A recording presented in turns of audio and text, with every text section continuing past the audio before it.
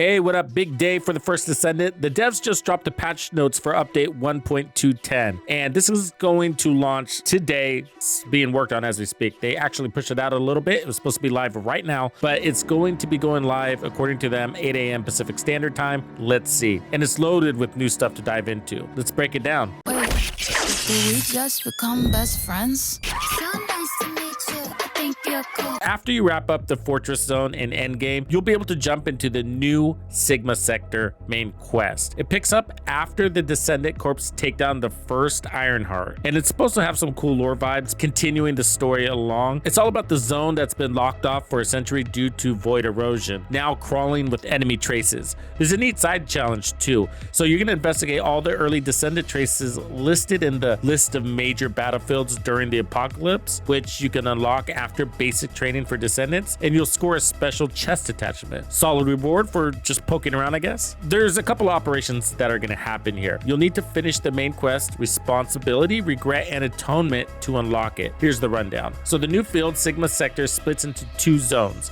Broken Boundary and Isolated Desert, each with normal and high risk difficulties based on storm level. So you're gonna get one of 4 missions per zone, and difficulty gets randomly picked for you to tackle. So to unlock high risk, you need to be at Mastery rank 15 and clear an Isolated Desert mission to unlock Broken Boundary high risk. Finish that, and Isolated Desert high risk opens up. So there's going to be new enemies. You're going to meet the Defects, a fresh batch of baddies from the Legion of Immortality, and there'll also be exclusive loot in this zone. So if you take down specific monsters, you're going to get a ground custodian weapon, basically a beast of a blaster. And for completing key quests, you net goodies like, well, Operation Unbelievable will give you an energy activator, some Nimble Fingers mods, skill expansion, HP amplification. Ultimate Troublemaker will get you electric condense, focus on electric, etc., etc. So it's a sweet mix of challenge and loot to keep you busy, but there's more. There will be these things called high value relic exchange. Once you get some relics from the Sigma Sector, head to Serena and Albion to trade them in. Here's how this is going to work. So first you got to get those relics. High risk Sigma Sector zones offer a daily today's bonus, 1 relic per zone. Max 2 per day. This kicks in once you unlock the Arche tuning system. And then you're going to have trade options. The unique Arche Factor experience boost will be at 15%, and you could trade for 1 hour, 5 hours, or 3 days.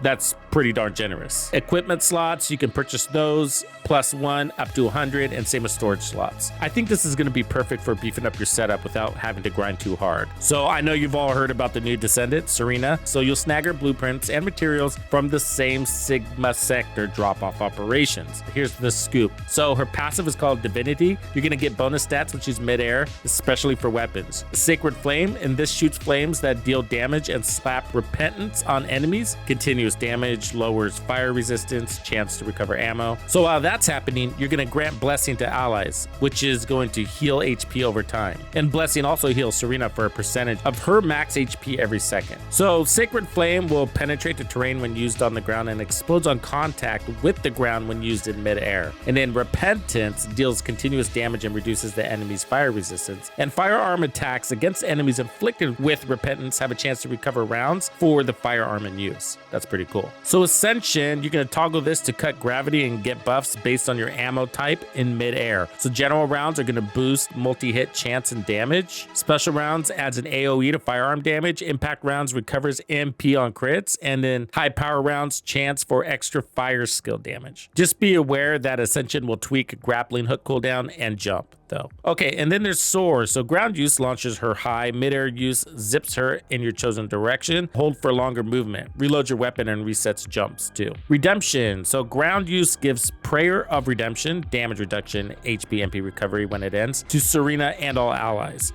And then the midair use triggers Redemption's Judgment, AoE damage based on her HP. Then she's got a couple of skill modules. One's called Divine Surge. So this is going to replace Redemption, so she can fly forward and knock enemies down, deal big damage on landing and leave a purifying blaze trail with repentance effect. And then there's Hymn. This is going to replace Soar. So ground use boosts allied jump with Hymn of Exhaustion. Mid-air use grants Hymn of Vitality for movement speed, still reloads and resets jumps. I can't wait to get her unlocked. This will be one of the first things I go after because it takes time to get these Descendants cooking. We have some new external components, and these are going to drop in the Sigma sector. So you have Ascending Armory. The 2-piece is going to give you a negative 6.5% skill cost, and the 4-piece says mid-air reloads give supply bullets with a 10-second cooldown, and then plus 10% field and intercept battle supplies. This looks like the 4-piece is only going to be good for Serena. And then there's one called Sprinting. 2 pieces gives you grappling hook charge time of negative 10%. 4 pieces will grant you something called Agile, which is 10% movement speed. 1 stack for 30 seconds. Crusader Knights. 2 pieces gives you chill resistance of 6%. 4 pieces starts with max heavy armor stacks, which is going to give you a negative 21% incoming damage, and that stacks 5 times with a 15-second cooldown. And then there's a 10% chance for purification on hit, which removes status effects or debuffs, and that'll have a 10-second cooldown. Unpredictable. So 4 pieces. There's no 2-piece bonus on this. So it's going to randomly grant resilience, which is HP shield recovery, Latin strength, which is skill power. I think we all want that one. And then negative cost, which is also nice. Fierce attack, which is going to give you firearm attack of 25%, and then a reload time modifier of plus 8% every 60 seconds. That'll be interesting for your build, especially the fierce attack one with the 30-second duration. I think that's going to be an interesting twist. Okay, let's get into this arcade tuning system. Super stoked about this. This new system is going to boost your Descendant stats and unlocks after the Into the Storm quest. So here's the deal and how it works. You're going to earn arcade tuning points by leveling your unique arcade factor. Experience from Sigma sector, Void Vessel on hard, etc. There are these nodes that you need to activate for stat boosts. So you're going to start at the center and work outward. Each node needs points and connects to an active one, so you have to continue the line. Normal and ultimate versions of a Descendant share the same tuning system. So for example, if you have regular Sharon or ultimate Sharon, and then you can reset an individual node or everything to reallocate your points. This will come with loadouts. There'll be 3 slots, and you can save this with presets. So I think this will be a flexible way to tweak your playstyle without starting from scratch. It's pretty cool. So as far as special operations at the hard difficulty, the map's got a shuffle. So the resource defense moved from Echo Swamp to Fortress, and the mine blockade shifted from the Sterile Land to White Knight Gulch. And then there's a little rework to the experience. It's less from the mid sections and more from monster kills. So total experience will stay the same or be a little slightly higher. They added a leaderboard, one to the Void Intercept battle, the Abyss. This is going to track clear times visible at the start and results screen. It resets every 10 weeks, and the first reset will be on March 13th, 2025. That's today. And then again on April 17th.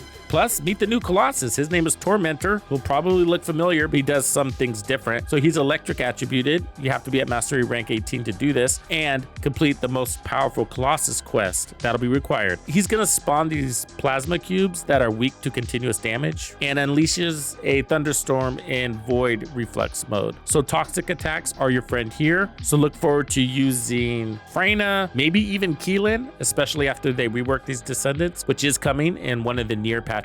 Okay, they added photo mode, finally. So you can access photo mode via the escape or ring menu. No restrictions unless you die or teleport. You can pick presets like portrait, tweak camera settings, and pose your Descendant. So no built-in filming, use your platform tools for that. They added a customization loadout system, so you can now save different looks per loadout slot, 3 for free, 2 more buyable. Switch them up in the customization menu or inventory. Oh, and you can now dye eyebrows and beards. There's that. We get a new fellow. Vesper's Hunting Dog. Grab this pup's blueprints from the Void Vessel hard difficulty. It's got auto item pick just like the other fellow did, and the range grows with level. Auto dismantles junk when inventory is full, refills ammo periodically, so that's a special, and he boosts module drop chance. The old Hagio Sheepdog, the German Shepherd, his unique ability will be to auto HP recovery, which is a nice upgrade. Inversion reinforcement tweaks. Yeah, there's a lot here. So I think we're gonna have to cover this in a special video once we actually get into the game. But for the most part, some effects stayed, others got aggressive buffs. I think they're structuring this so that you can have more options for offense or survival because they're broken up in different tiers. And I think it's a really good idea to try to unlock these sooner than later in the season because those are valuable buffs. Module updates. So yeah, there's all sorts of these mods. We're not going to go through all of these, but there's an array of them. Basically, there are new multi-hit damage and multi-hit chance mods. And of course, these come in groups depending on their ammo, and they're going to let you stack extra damage. So tons of new modules dropped, especially ultimate tier ones. These will drop from the Sigma sector or Void Intercept, but you can also combine for these. 4 new ultimate weapons, and the Malavent hand cannon is the one that I'm really excited about. And it looks like this one's going to come off of the battle pass. Its unique ability is called Malicious Pain. Basically, hitting an enemy creates a bladed cog, and the bladed cog bounces between multiple enemies, dealing damage. Hitting a weak point creates additional bladed cogs. So it's sort of like a cross between the Albion Cavalry and the Perforator, except this one is not about crits. It comes with a very low base crit rate and doesn't require crits to do what it does. Then there's the truly deadly arson beam rifle. The blueprints, codes, and materials can be obtained in Sigma sector, apparently in normal. Kind of sucks to have to play this in normal, but there you go. Its unique ability is double tap, double check. So hitting an enemy inflicts void fire. When a burn related effect is inflicted, void fire explodes, dealing damage and transforming burn to a more powerful effect, which is called Inferno. Inferno nullifies void fire. Only fire attack applies to this weapon. Other attribute attacks are converted to fire attack at a certain ratio. It's pretty cool looking too. Ancient Knight assault rifle. This one looks like it's mostly just for Serena. The blueprints, codes, and materials can be obtained in Sigma sector on high risk difficulty. Its unique ability is called Descending Judgment. So reloading in midair grants float, increases attack drop-off starting distance and attack drop-off ending distance. Hitting an enemy procs HP recovery. That's what it's all about. When multi-hit triggers in midair, grants atonement. Multi-hit damage increases for each stack of atonement. Float and atonement are removed when you touch the ground. Then there's a sniper rifle called ATAMs. So blueprint, codes, and materials can be attained in the Sigma sector on high risk difficulty. Unique ability is called Electronic Arche Infusion. So when aiming, continuously consumes MP to fill the gauge. So MP for power, interesting synergy. When firing, deals increased additional damage based on the filled gauge. You know that RPM glitch thing? Well, they finally fixed that. So they increased the fire rate cap 2,000 for weapons. All right, there's a battle pass. It's called Beyond the Void, and it's got new rewards. So weekly challenge dropped from 8 to 6, but supply coins went up. So it's going to be grind smarter, not harder kind of deal here. So there's going to be some events. The big one is Beyond Sigma sector. This is a 14-day login event. It starts today on March 13th and runs to the 11th of June. And from this, you can get Ultimate Bunny or a Haley's skin box. There's assist with Serena's covert operations. This is daily challenges that resets bi-weekly. You can get a daily crystallization catalyst. This one's going to run from March 13th through April 16th. Shop revamp. So there's been some new UI changes with categories like featured and popular, filters for descendants, and a view-only available items toggle. So new goodies include Serena bundles, Vesper's hunting dog stuff, and skins like Serena's exorcister.